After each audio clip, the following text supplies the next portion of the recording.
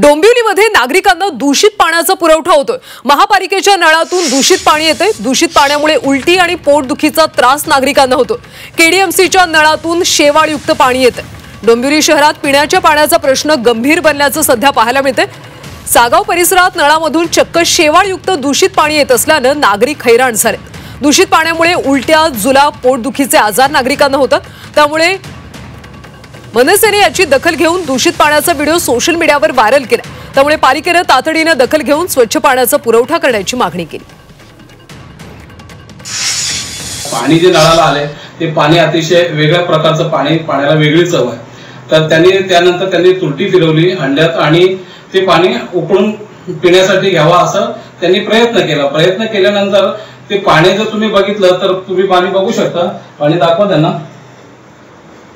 इतकं अशुद्ध पाणी आज नळाला आलंय, तर हे पाणी प्यायचं कसं असा प्रश्न इथे उद्भवतोय।